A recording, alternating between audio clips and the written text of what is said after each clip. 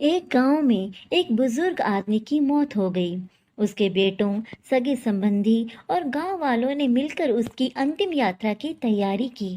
उसकी अर्थी तैयार की गई और उसे शमशान की ओर लेकर जाने लगे। अभी वो लोग कुछ दूर ही पहुंचे थे कि वहां पर दूसरे गांव से एक आदमी आया।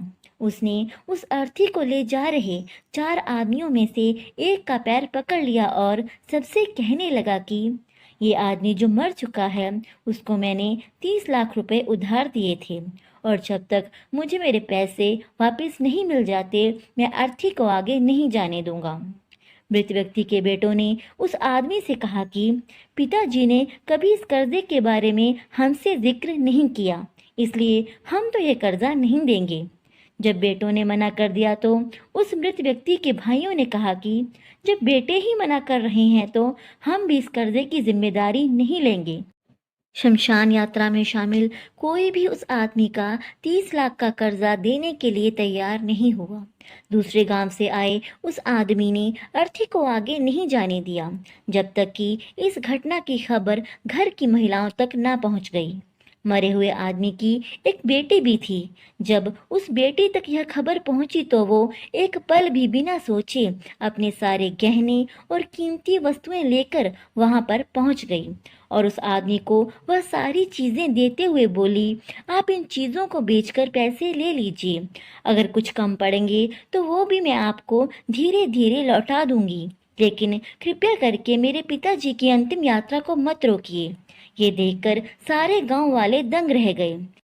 तभी वह आदमी जो कर्जे की मांग कर रहा था, वह बोला कि दरअसल मुझे 30 लाख रुपए लेने नहीं थे, बल्कि मैंने इस आदमी से कभी लिए थे और मैं वही पैसे आज उनको लौटाने आया था।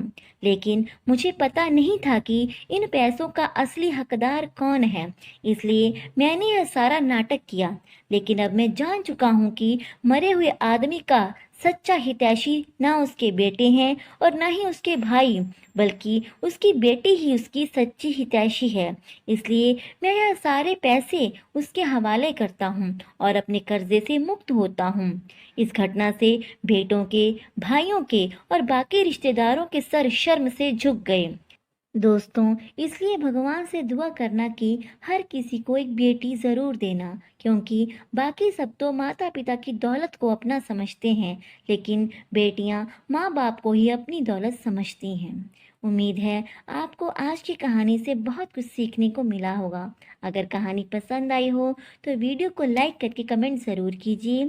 साथ ही अगर आपने हमारे चैनल को सब्सक्राइब नहीं किया तो चैनल को अभी सब्सक्राइब कर लीजिए और बेल आइकन पे प्रेस ज़रूर कीजिए। तो मिलते हैं अगली वीडियो में। धन्यवाद।